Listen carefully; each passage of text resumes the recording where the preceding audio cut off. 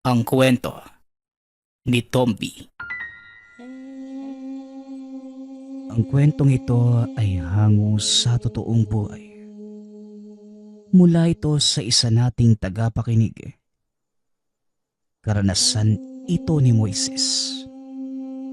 Walang eksaktong taon. Probinsya ng Davao. Mukhang napapadalas ang pagpapatawag mo sa akin. Kaninong ulo ang gusto mong gumulong sa lupa? Ito ang larawan. Kilala siya sa mundong ito sa pangalang Emil. Nagpupuslit sila ng mga kabataang dinadala sa kabilang dimensyon. Normal na tao lang to. Ang lakas naman ng loob niya. Antingero ang taong yan. Nangungulekta ng mutya at mga agimat, pero hindi na siya nakukontento.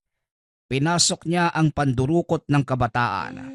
Kapalit nito, ginto o hindi kaya, malakas na mutya. Depende sa kasunduan nila ng engkantong kausap. Ano naman ang mahihita ko kung papatayin ko ang taong yan? Di ba matagal mo nang gustong makuha ang sagradong punyal? Hawak ng taong ito ang engkantadong sandata. At kapag napatay mo siya, mapapasayo ang punyal na yon. Matagal ko nang gustong makuha ang punyal. Kaso, sa katagalan, parang nawala na din ako ng gana. Ganito na lang, may kaibigan ako nangangailangan ng pinansyal na tulong. Nasa pagamutan yung nanay. Papatayin ko ang taong ito. Pero bayaran niyo ang lahat ng magagastos nila sa ospital. Hindi ko akalain. Mapagkawang gawa ka na din pala ngayon. Nasa na yung dating walang awang babamatay tao? Nandito pa rin naman. Bakit? Gusto mo bang makita? Kalma lang. Isilid mo yung sandata mo. Baka makasugat ka pa. O siya, sige na at ako nang bahala sa kaibigan mo. Dalhin mo sa akin ang ulo at puso ni Emil. Pag-uusap ng dalawa. Nagtatrabaho si Ibrahim bilang kargador sa palengke pag umaga. Ngunit sa sandaling kumagatang dilim, nag-iiba ang propesyon ng binata. Naglalakad sa madilim na kalsada ng kabayanan. Habang nakikiramdam sa paligid, iisa lamang ang pakay ni Ibrahim. Ang taong nagngangalang Emilio. Natunton ang hinahanap sa isang malaking pasugalan sa mismong sentro ng bayan. Ayon sa mga taong napagtanungan, pag-aari ng nagngangalang Emil ang lugar. Kaya naman siguradong naroon sa loob. Pumasok ang binata. Walang sino man ang sumita. Lalo pa nang magpakilala ito sa mga tauhan ni Emil. Kaagad naman siyang itinuro ng mga tao sa loob. Anong kailangan mo? Hindi ba tapos ko nang ibigay ang mga parte nyo? May isang bagay lang akong nakalimutan, amo. Ano yun? Sabihin mo. Teka, ngayon lang kita nakita dito . Baguhan ka ba? Ito ang una't huling makikita mo ko. Kaya naman namnamin mo na ang bawat sandali. Nanlaki ang mga mata ni Emil nang makita ang sandata ni Ibrahim. Yan ang patali mula sa karit ni kamatayan. Hindi ito maaari. Paano kang nakapasok sa aking teritoryo? At ano ang pakay mo sa akin? Pakay ko sa'yo. Di ang puso at ulo mo. Pasensya na. Trabaho lang. Biglang nawala ang binata sa kinatatayuan. Nang lumitaw ito, nasa likuran na ni Emil. Pakiusap. Huwag mo akong papatayin.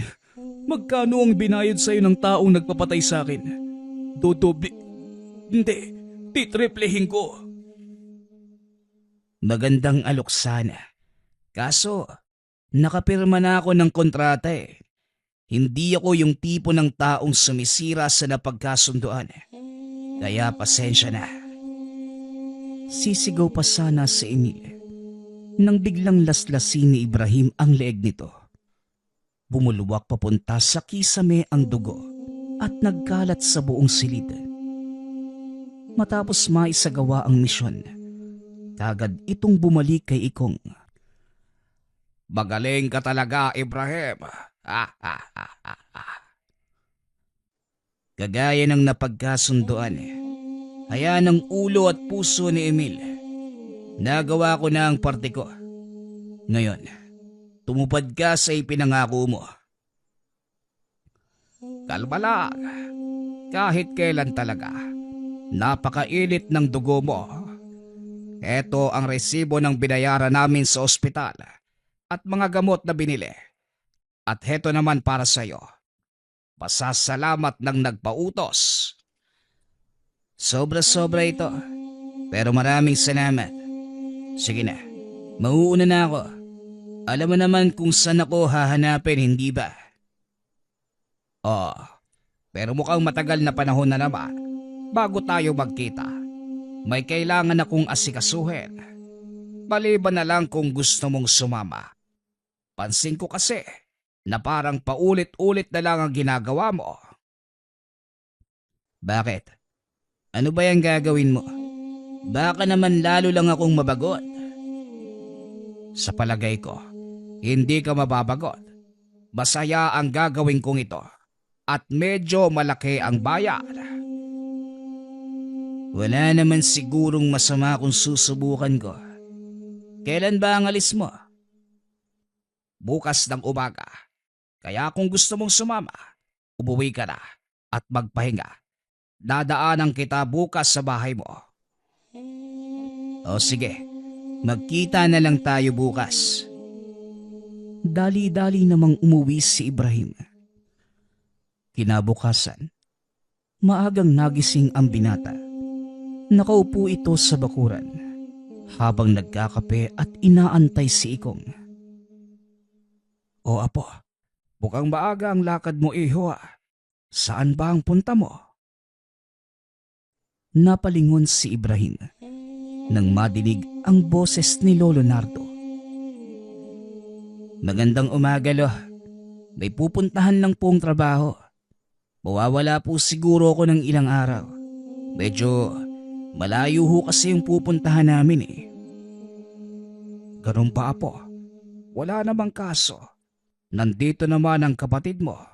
At isa pa, wala din naman masyadong gawain sa bukid. Kaya ayos lang. Magkiingat ka, ha. Salamat po, Lolo. Nag-iwan din po ako ng kaunting pera. Panggastos niyo ni Fred habang wala ako rito. Nako, hindi mo na kailangang mag-abala, apo. Wala namang kaming gaanong pagkakagastosan dito eh. Eh kung sakali lang po, Lolo, mabuti na yung may hawak kayo. Habang nag-uusap, dumating na si Ikong kasama ang isa pang binata. O apo, mukhang may bisita ka, ha. Sige na, papasok na muna ako ng bahay nang makakain ng agahan. Pumasok na ang matanda sa loob ng tahanan. Nang masigurong wala nang nakikinig, ipinakilala ni Ikong ang kasama. Ibrahim, siya nga pala si Moises, isa sa mga kasamahan natin. Moises, si Ibrahim, siya ang sinasabi ko sa'yo. Ikinagagala kitang makilala ng personal. Palagi kang naikukwento ni Kaikong eh. Huwag kang magpapaniwala sa taong yan. Puro kalokohan lang yung sasabihin niyan sa'yo. Tungkol sa akin. Ako din, ikinagagala kitang makilala. Alam mo bang, matagal ko nang gustong makita kang makipaglaban. Ang sabi nila, magaling ka at marami ka nang napatay. Katamtaman lang. Ano, Ikong, hindi pa ba tayo aalis? Nang akmang kukunin na ni Ibrahim ang gamit, Biglang hinawakan ni Moises ang braso nito. Totoo din pala yung sinasabi nila, no? Na may pagkabastos kang kausap. Alisin mo ang kamay mo sa braso ko. Kung ayaw mong tuluyan kung ihiwalayan sa katawan mo. Kumalma ka lang. Nakikipagkaibigan lang ako sa'yo eh.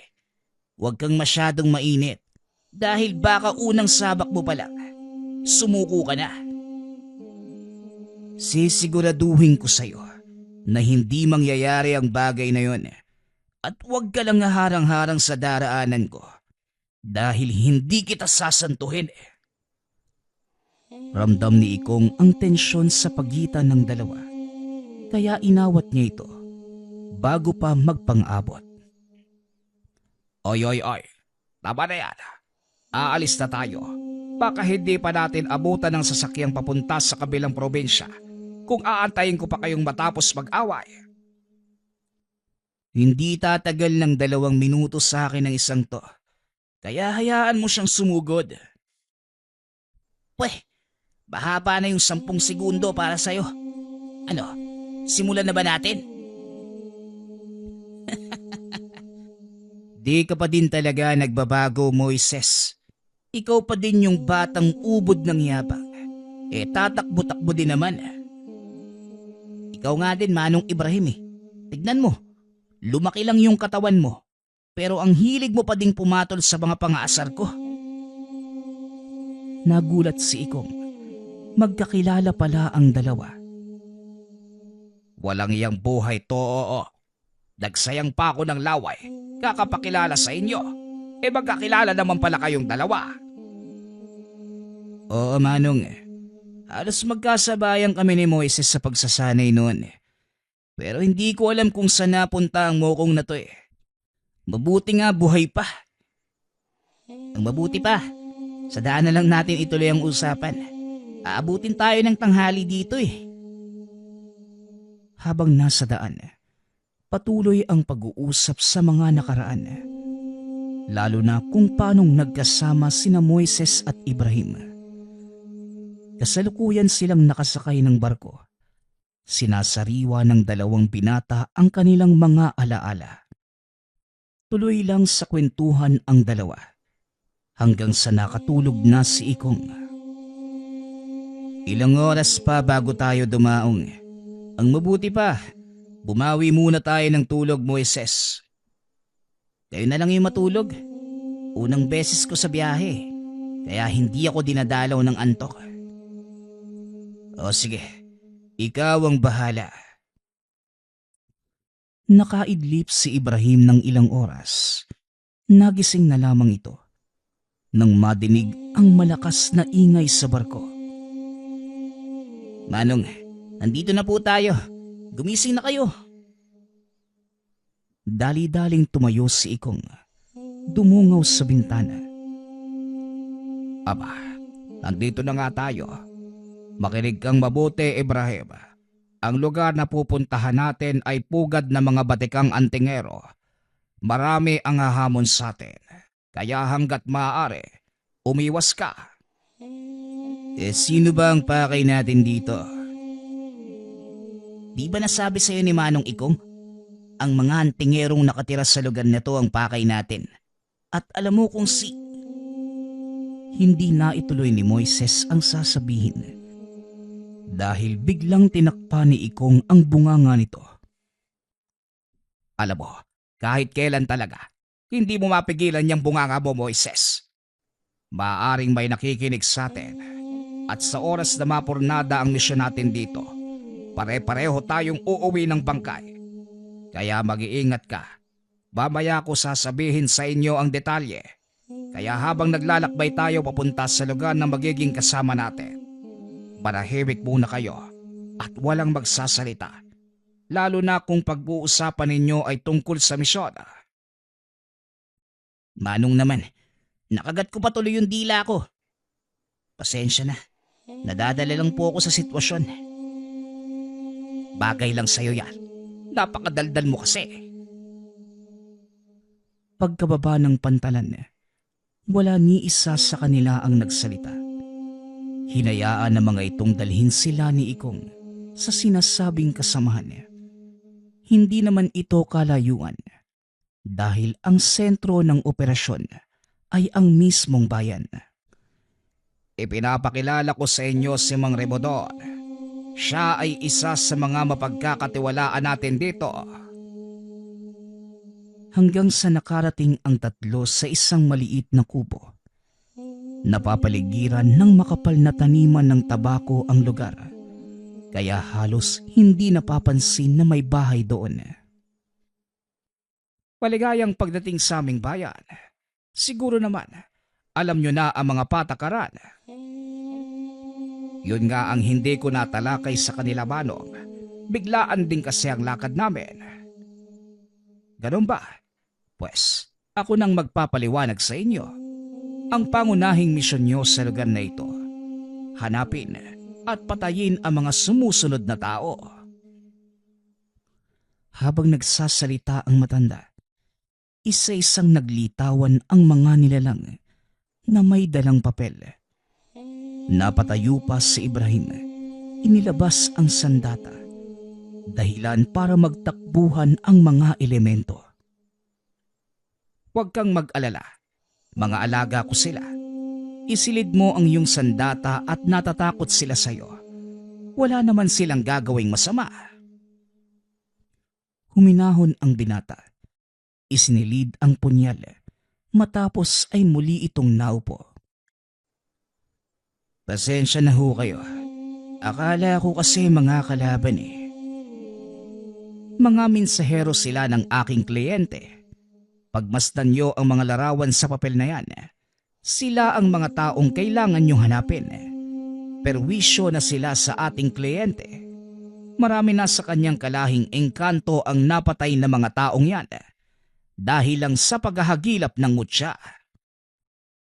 Base sa sinasabi mo, engkanto ang nagpapapatay sa kanila. Ang pinagtataka ko, bakit hindi sila mismo ang gumawa ng paraan para maapula ang ganitong problema? Bakit kailangan nilang humingi ng tulong sa atin? Magandang katanungan. Kinakailangan ng mga engkanto ang serbisyo natin dahil hindi sila pwedeng sumira sa kasunduan. Sandali nga lang, ang gulo eh. May kasunduan sila sa mga antingerong yan. Tapos gusto nilang ipapatay. Oo, Ibrahim. Dahil ang mga taong yan ang mismong lumabag sa pinagkasundoan. Pinapatay nila ang mga engkantong nagkakaloob ng mutya sa kanila sa takot na bawian sila ng mga ito at muling kunin ang mga mutya. Nauubos ang mga kalahi ng ating kliyente. Matagal na panahon na din nilang iniinda ang ganitong problema. Sa madaling sabi, ang mga engkanto na rin mismo ang naglagay sa mga sariling paa nila sa hukay. Pambihira. Akala ko tao lang ang gumagawa ng ganun. Oo, Ibrahim. Maging ang mga engkanto, nakakagawa din ng maling pasya. Pero huwag kang mag-alala dahil bayad ka sa gagawin mo. Kaya magpahinga muna kayo at mamayang gabi, iikutin natin ang pantalan. Doon naglalagi ang karamihan sa mga taong nakalista rito. Bago pa man tumuloy sa misyon si Ikong, pinag-aralan na niya ang galaw ng mga taong nasa listahan. Isa-isa niya itong hinanap. Kinikilala ang pag-uugali. Ipiniliwanag din sa mga kasama ang posibleng lakas na taglay ng mga antingerong kalaban. Nang sa ganun, alam nila ang gagawin kung sakaling magkaroon ng hindi inaasahang sagupaan. Habang nagpapahinga, inihahanda ni Ibrahim ang mga sandata. Napansin naman ito ni Moises at hindi maiwasan na magtanong. Ang ganda ng punyal na yan, Manong Ibrahim ah. Saan mo nakuha yan? Nanlaki ang mga mata ni Moises habang nakatitig sa talim ng sandata. Dali-dali namang tinakpa ni Ibrahim ang mga ito. Napapansin niya na tila nilalamon ng punyal ang kamalayan ni Moises. Pasensya ka na, pero hindi mo ito pwedeng titigan ng matagal. Maaaring kainin ng sandata ang kaluluwa mo. Nakuha ko ito sa isang engkantong nakalaban ko. Oo nga Manong, parang hinihigo papasok sa punyal yung kaluluwa ko. Pero bakit ganun? Paano nangyari yun? Ang sandatang ito, nagmula sa tinipak na talim ng karit ni kamatayan. Taglay pa din ito ang kakayanang kumuha ng mga kaluluwa. Kaya hindi ko basta-bastang inilalabas sa mga ito. Alam ko ang kwento ng karit ni kamatayan. Pero hindi ko akalaing makukuha mo yan. Isa yan sa pinakamalakas na sandata, hindi ba? Oo. Ang sandatang ito ay ginawa para pangalagaan ang balanse ng mundo. Ikaw, hindi ko pa nakikitang binunot mo yung sandata mo. Kagaya ng sayo, di ko din pwedeng ipakita ito ng basta-basta eh.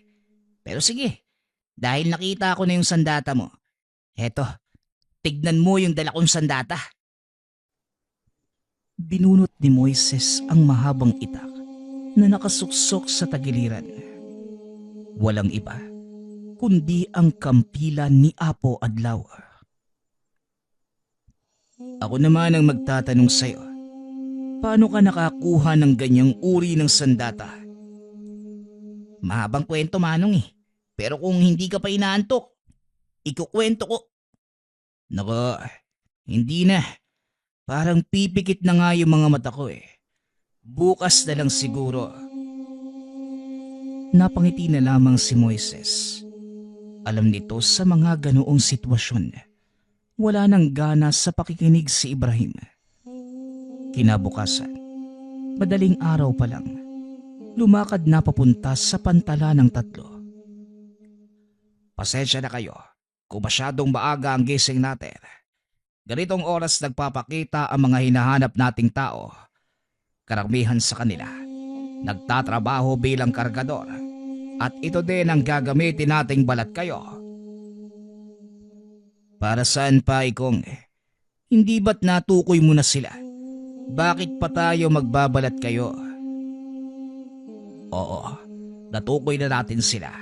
Pero syempre, hindi ako kikilos ng walang sapat na pruweba. Maaring natukoy lang sila base sa mga salita. Pero walang aktwal na pangyayari ang makakapagpatunay ng ginagawa nilang krimen. At ito ang kailangan nating alamin. Malaking trabaho pa pala ito. Bakit hindi na lang natin sila patayin lahat?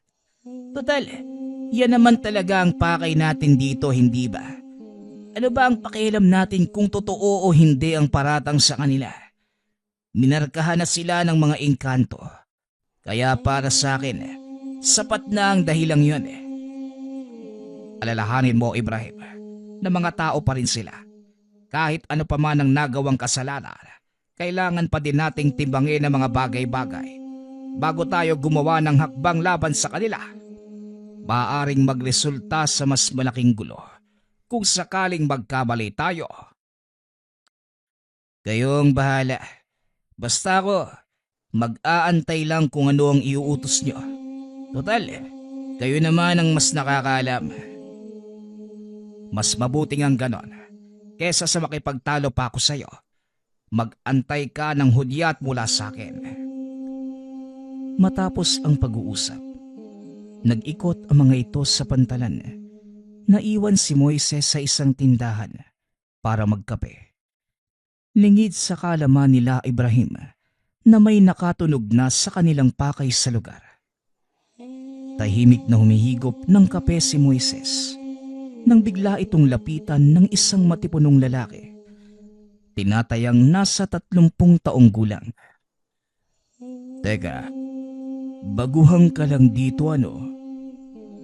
Wika ng lalaki. Inilapag ni Moises ang tasa. Tinignan ito. Oho Manong, bago lang ho ako rito. Ang totoo, kahapon lang po ako dumating. Bakit? Ano ho bang problema? Napangiti ang lalaki.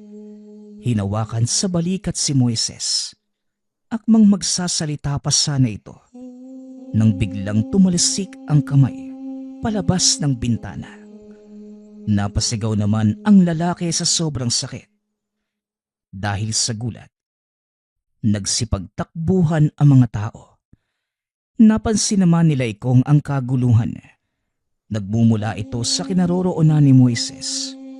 Dali-daling tumakbo ang mga ito.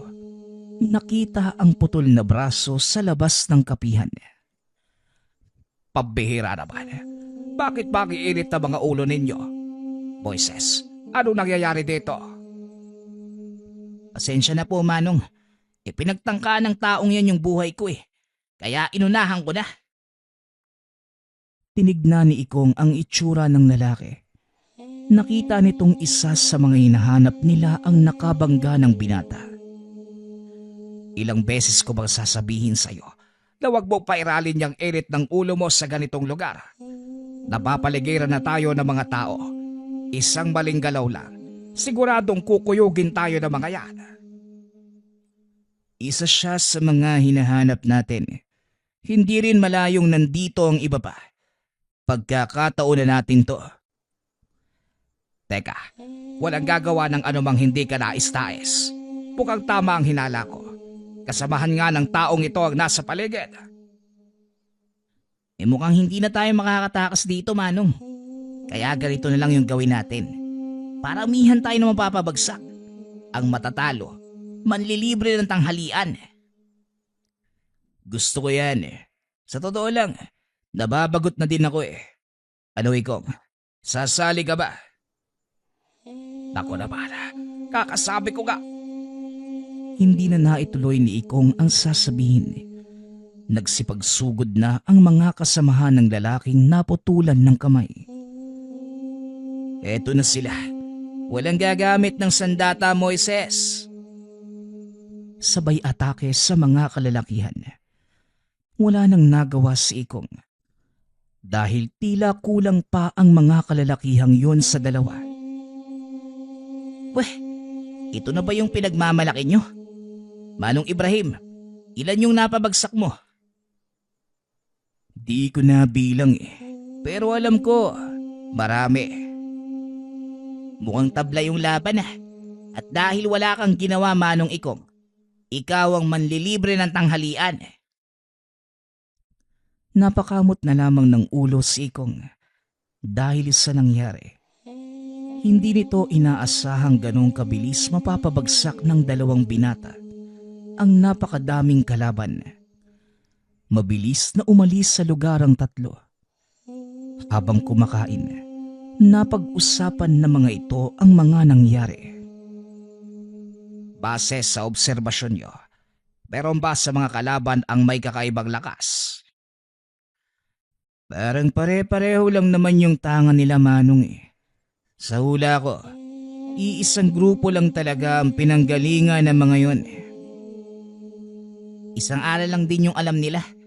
Medyo nakakabagot nga kasi wala man lang nagbabato ng tigalpo. Tama ang sinabi ni Mang Remo doon. Puro pang pisikal na lakas ang tanga ng mga tagapantalan. At ngayong tapos na tayo rito, kailangan nating umalis bago pa matulugan ng mga kalaban. Nakasama natin si Mang Remo doon. Matapos kumain, bumalik ang mga ito sa tahanan ng matanda. Sinabi nila ang nangyari at kagaya ng inaasahan, nagalit ito sa kanila. Ano bang iniisip ninyo? Ang akala ko ba malinaw na isang tao lang mula sa lugar na ito ang pakay ninyo?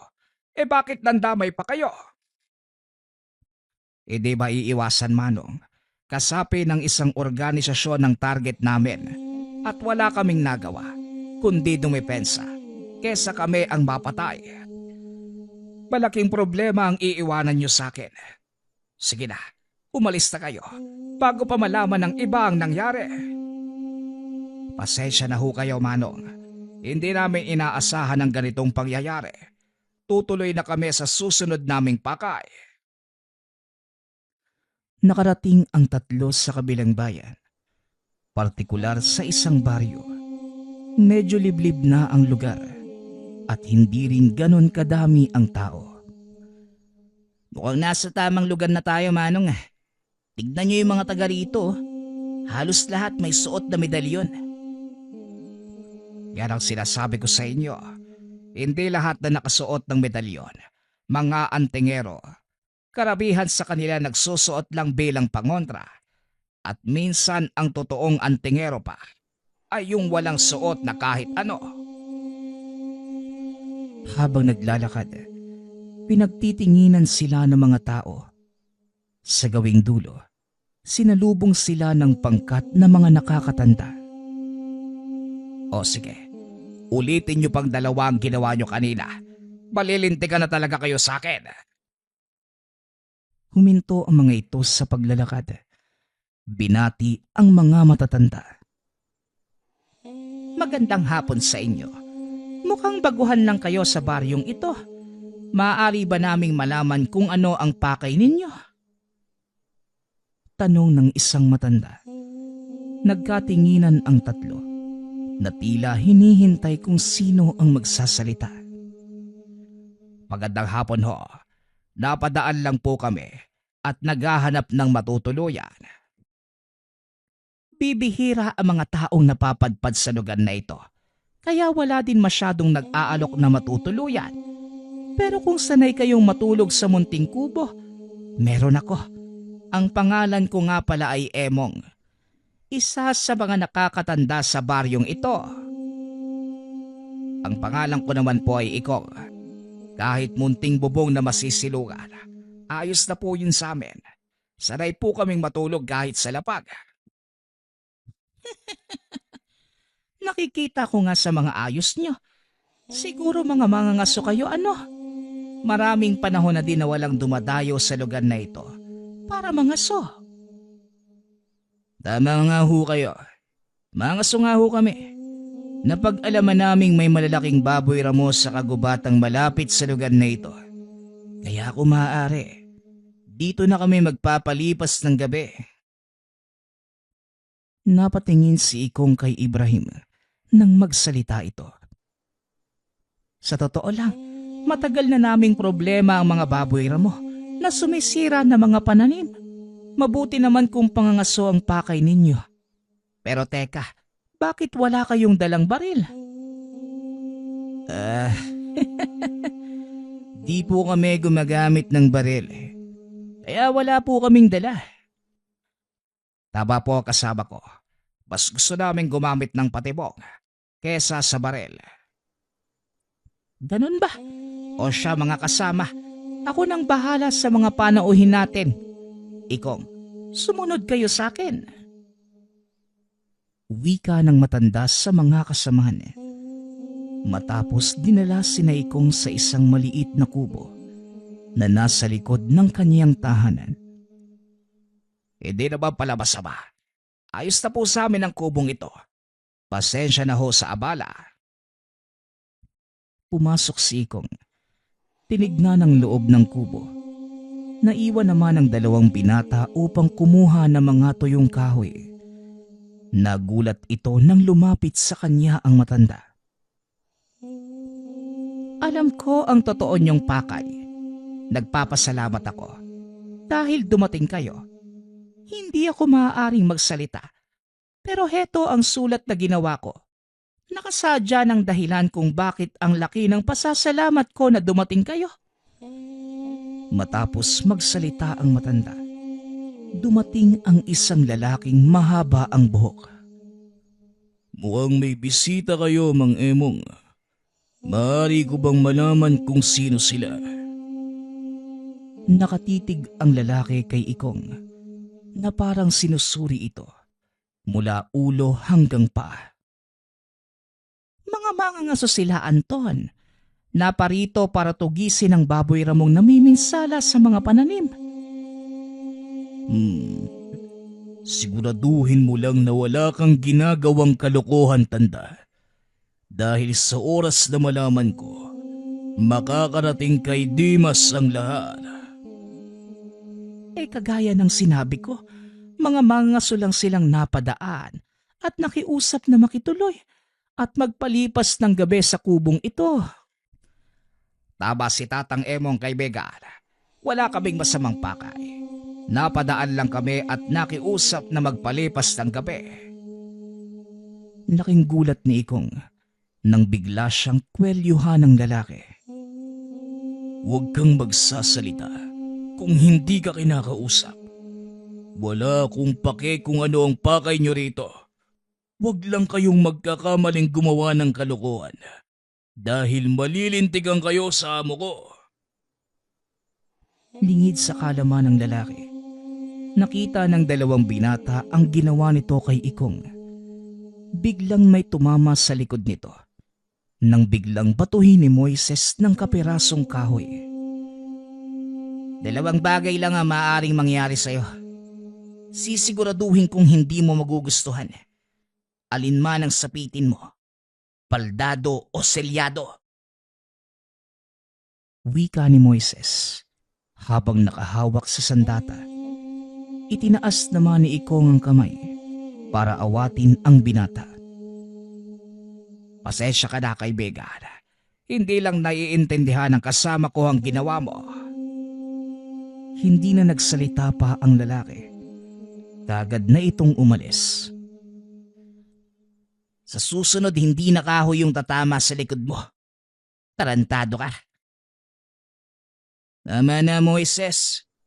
Di tayo dapat mahalata. Kaya iwasan mong magpakita ng totoo mong kakayanan.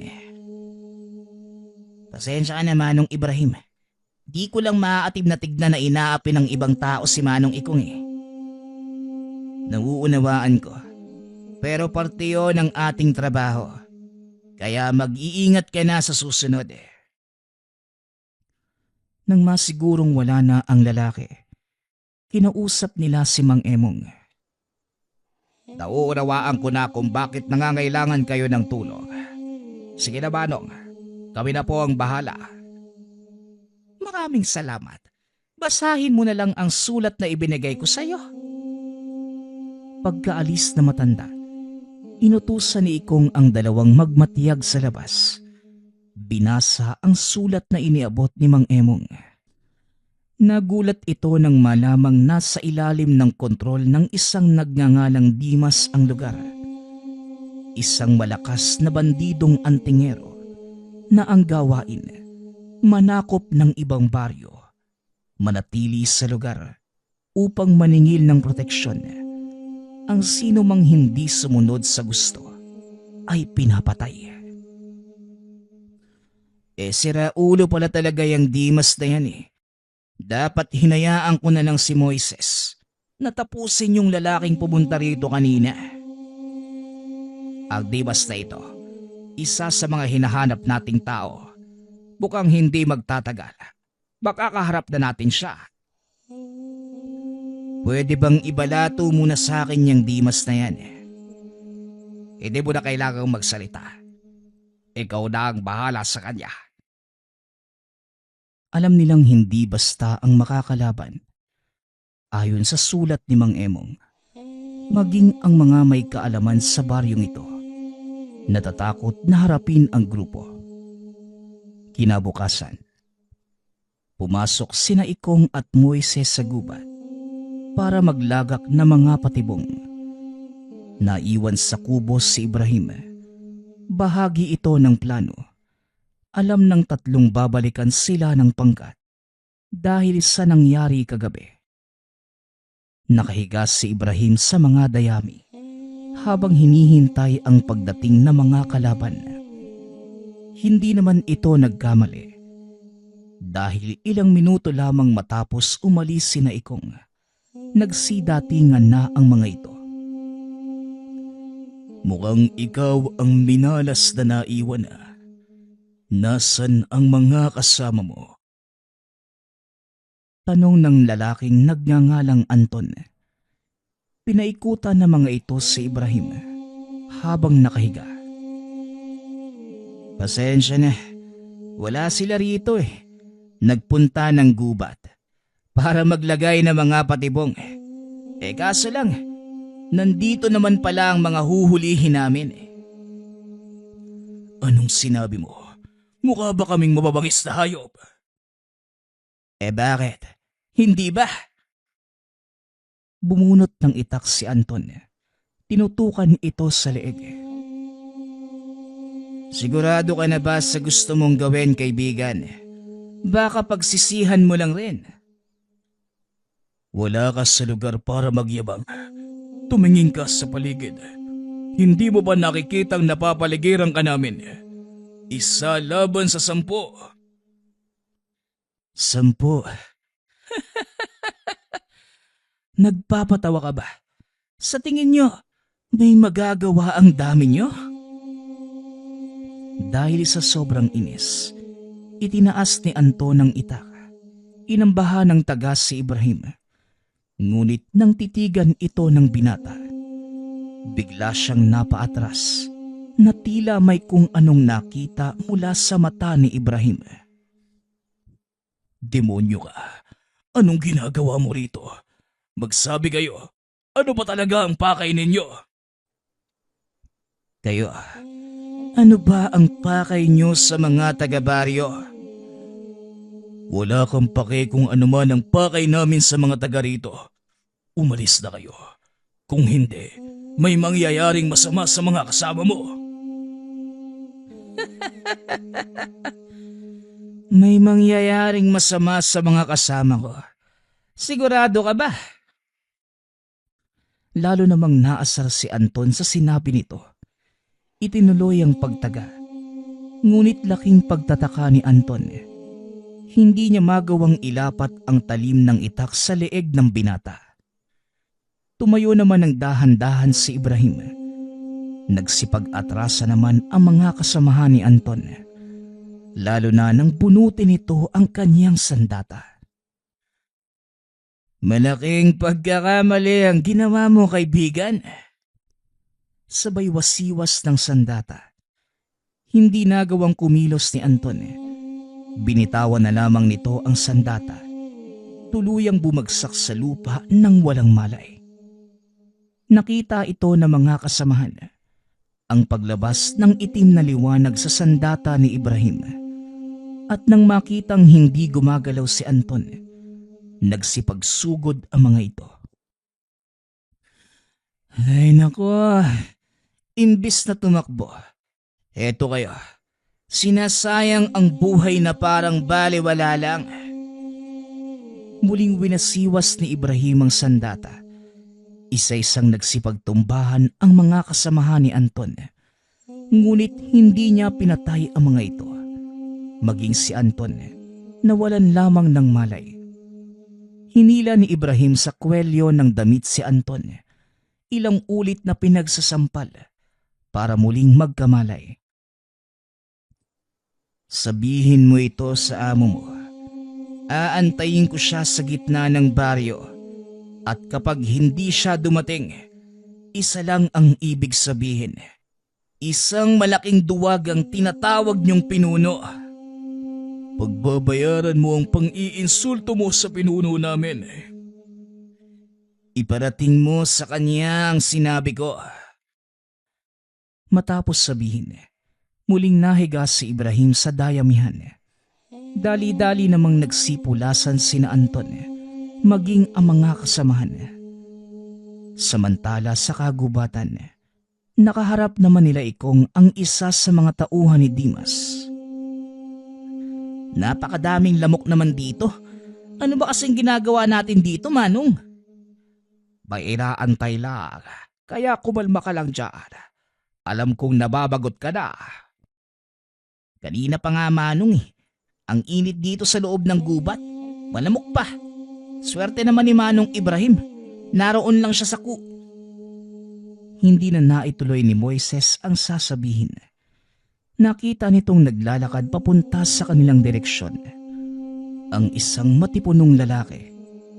Huminto ito sa paglalakad. Dumampot ng kapirasong patpat. Sabay hagis sa ginawang patibong ni Naikong. Alam kong nariyan lang kayo sa paligid. Bakit hindi kayo magpakita nang masimulan na natin ang laro? Tumayo si Naikong. Lumabas sa pinagtataguan. Nagkakamot ng ulo si Moises. Hindi nito inaasahang napakatalas ng pandama ng taong yun. Matalas ang pang-amoy mo. Sa palagay ko, isa kang mangangaso. Tama ka. Pero nakahalata kung sinadya mo ang paglalagay ng patibong sa kung saan madali kong makikita. Nangangahulugan lang na inaasahan mo ang pagdating ko. Diyan ka nagkakamali, kaibigan. Nagbabakasakali lang na may mahuhulog na baboy ramo sa aming patibong. Pero mukhang kami ang nabitag. Mabuti at alam nyo, para na din kayong nagpatiwakal. Simula nang makialam kayo sa problema ng mga tao sa baryong ito, lumabas na ng sana kayo at hindi na nakialam. Pasensya ka na. May pagka-atribido kasi ako. Isa pa, trabaho lang. Kailangan ko din naman kasing mabuhay. Ganon din naman kami. Pero kung haharang ka sa daan ko, ituturing kitang kalaban. Mabait ka pala sa lagay na yan. Pasensya ka na. Pero hindi yan ang tingin ng kasama ko sa'yo. Nilingon nito si Moises, na nooy nakangiti ng nakakaloko.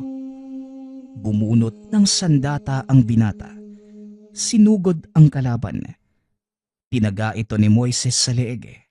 Ngunit tila tumalbog lamang ang talim ng sandata. Isa ka palang haring bakal. Masaya to. Muling sinuksok ni Moises ang sandata sa sisidlan. Inihagis kay Ikong. At talagang gagawin mo pa akong tagahawak, ano? Huwag ka namang magreklamo, Manong. Wala ka namang ginagawa eh. Matapos yun, muli itong sumugod.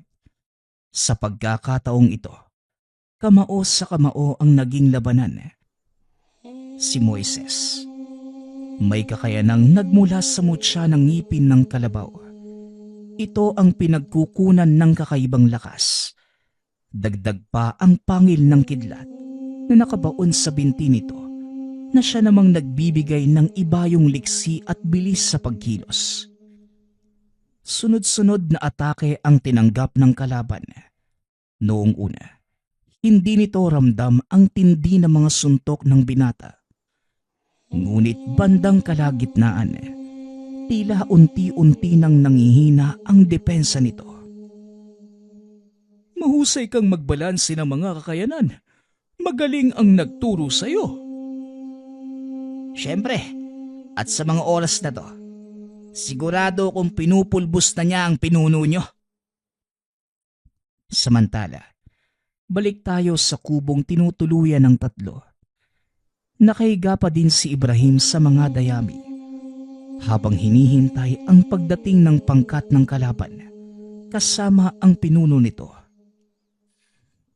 Ay nako, nakakabagot naman ang mag-antay rito. Mapuntahan na nga lang si... Hindi na ituloy ni Ibrahim ang sasabihin. Kasama ka ba ng mga taong nanggugulo dito sa baryo? Napangiti si Ibrahim nang madinig ang boses ng isang lalaki. Naramdaman ang puwersa nito. Sa wakas, dumating ka na rin. Hindi na ako mababagot nito. Alam niyo ba kung anong pinasok niyong gulo? Teritoryo ko ang lugar na ito at nasa ilalim ng proteksyon ko. At sino mang manggulo, makakatikim ng kaparusahan.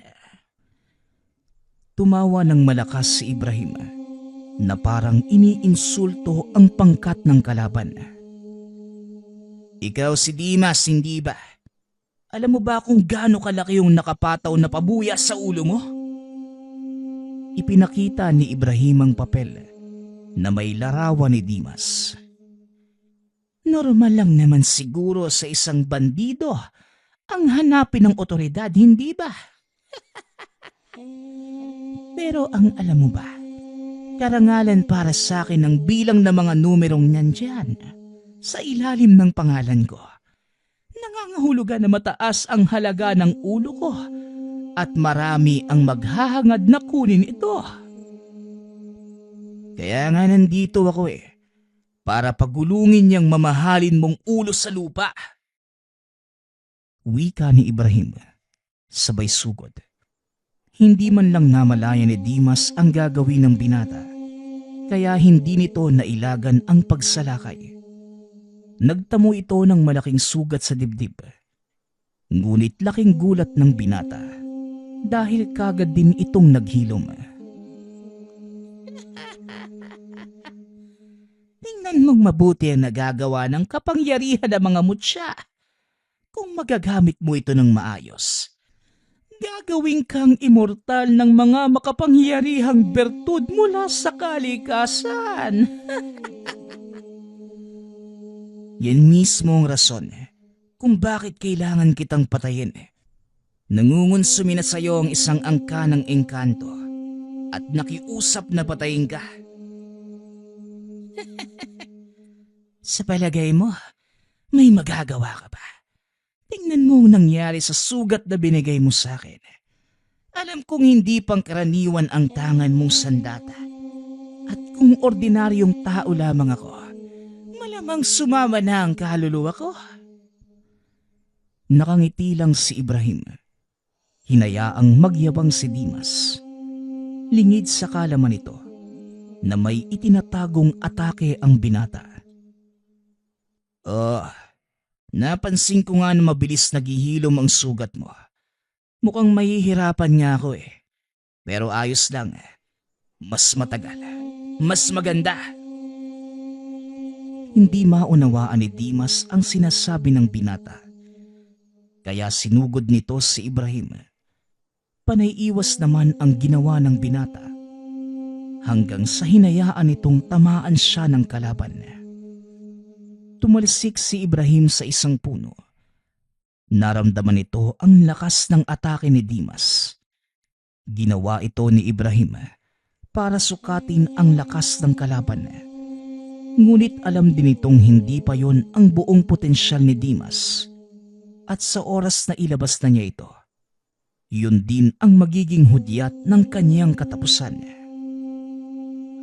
Samantala, nasa kalagitnaan ng pakikipagsagupaan si Moises. Tila naaaliw ito sa mga nangyayari. Kaya gustong gusto kong makipagsalpukan sa mga malalakas dahil hindi ako nababagot at nagagawa kong ilabas yung buong lakas. Aminado kong matalino ka pagdating sa paggamit ng mga kakayanan mo. Pero kulang ka sa lakas. Hindi ito ang inaasahan ko mula sa isang taong may tangan ng ngipin ng kalabaw. Malayong malayo ka sa taong nakaharap ko noong araw. Wala akong pake kung hindi kami magkasing lakas. May sarili akong bersyon pagdating sa paggamit ng kakayanan ko.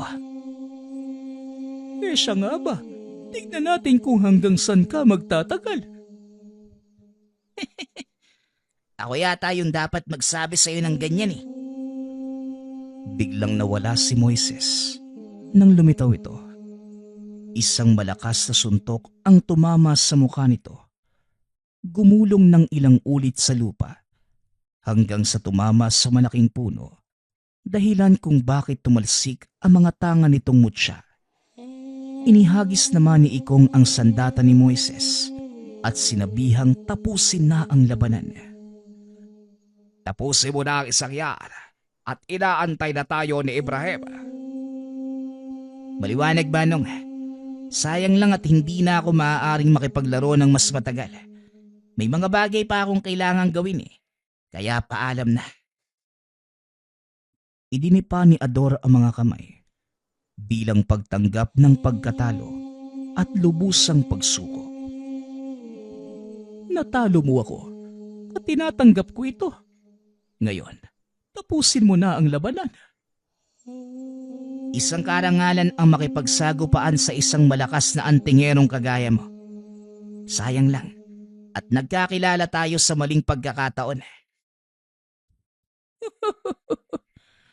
Sana sa susunod nating buhay, maging magkaibigan na tayo. Yan din ang hinihiling ko. Pero sa ngayon, paalam. Matapos ang pag-uusap, tinagpas ni Moises ang ulo nito. Tuluyang natunaw ang katawan hanggang sa maging alikabok. Bakit mo siya binigyan ng pagkakataong mabuhay sa ibang pagkakataon? Hindi ito ang inaasahan ko sa iyo, Moises. Hindi masamang tao si Ador, Manong. Nagkataon lang na nagkakilala kami sa maling pagkakataon. Tara na, puntahan na natin si... Hindi na naituloy ng binata ang sasabihin. Narinig nito ang malakas na kalabog mula sa kinaroroonan ni Ibrahim. Puka, nagkakasagupaan na si Ibrahim at yung Demas. Huwag kang makikialam ha. Hayaan mo siyang tapusin ang laban. Kahit anong mangyari, huwag kang makikisali. Maliwanag, Manong. Tara na. Gusto ko nang makita kung paanong makipaglaban si Manong Ibrahim. Dali-daling tumakbo ang dalawa, pabalik sa kinaroroonan ni Ibrahim. Nadatnan niya itong nakikipagpalitan ng atake sa isang matipunong lalaki. Mahaba-habang oras na din ang ginugol ng mga ito sa pakikipaglaban. Ngunit tila walang kapaguran ang magkabilang panig. At habang tumatagal, lalong lumalakas ang mga binibitawang pag-atake. Ramdam ng dalawa ang malakas na yanig sa bawat pagtama ng kamao ni Ibrahim sa katawan ng kalaban. Napapansin din itong hindi magawang tamaan ni Dimas ang binata. Unti-unti na ding bumabagal ang kilos nito, na may kung anong pumipigil sa kanyang mga kamay. Siguro, ngayon nararamdaman mo na ang unti-unting panghihina at pagbigat ng katawan mo. Ano, kaya pa ba? Ilabas mo na ang buong lakas na itinatago mo. Nang sa ganon, maging mas masaya ang laban natin. Hindi na nagsalita si Dimas. Ramdam na nito ang panghihina. Ang ikinakatakot pa, nailabas na niya ang buong lakas. Akmang aatake na sana ito nang biglang nakaramdam ng panghihina. Teka, anong ginawa mo sa akin? Bakit ako nanghihina? Kung natatandaan mo, ang sugat na ibinigay ko sa iyo gamit ang sandatang to. Alam mo ba ang bisa? Ang sandatang yan mula sa tipak ng talim ni kamatayan. Tama ka. At ang kakayanan nito, unti-unting higupin ng kaluluwa at lakas ng sino mang masusugatan. Kahit hindi ko na ginagamit ang punyal, patuloy pa ding umiepekto ang kakayanan. At ng mga sandaling inilabas mo ang buo mong kakayanan, tuluyang gumana ang itinanim kong patibong sa katawan mo. Hinila ni Ibrahim ang kadenang nakakabit sa katawan ni Dimas. Hindi man lamang ito napansin ng lalaki. Naramdaman na lamang niya na tila may patalim na unti-unting tumatarak sa kanyang puso. Bumulwak ang dugo sa bunganga nito hanggang sa tuluyang mapaluhod. Tumalon pa itaas si Ibrahim. Nakaumang ang dulo ng patalim sa ulo ng kalaban. Buong lakas na itinarak ang sandata na naging dahilan ng agarang kamatayan. Ang gara ng sandata mo, Manong ah. Hindi ko alam na may ganyan palang kakayanan yung karit ni kamatayan. Kaya nga hindi ko ito ginagamit sa normal na mga tao. Pero sa pagkakataong to, ibang usapan si Dimas. Hindi na normal ang katawan niya. Mukhang isinanla ng taong yan ang kaluluwa niya sa demonyo. Matapos ito, lumabas ang engkantong kliyente na sinasabi ni Ikong. Ibinigay lamang ang kabayaran sa kanila. Dito na nagiwahiwalay ang tatlo. Umuwi si Ibrahim sa kanyang baryo. Nagpundar ng sariling lupang sakahan ng binata. Piniling mamuhay ng simple Si Moises naman, ipinagpatuloy ang pagiging manunugis. Paminsan-minsan, dumadalaw ito kay Ibrahim upang makipag-inuman. Nananatili ito ng ilang araw at muling aalis. Sa kabila ng pagiging simpleng mamamayan, hindi pa din naalis kay Ibrahim ang kakayanan. Sa tuwing may nakikita itong mali, lalo na sa mga taong may kaalaman sa lihim na karunungan, na ginagamit ang kaalaman upang manlamang ng kapwa, pinapatawan niya ito ng kaparusahan. Lahat ng ito dahil kay Ibrahim at kaniyang tangan na punyal mula sa karit ni kamatayan. Nagpapasalamat nga pala ako sa lahat ng sumusuporta sa ating channel. Nawa ay patuloy niyong suportahan at pakinggan ang ating mga kwento. Hanggang sa muling pakikinig. Paalam.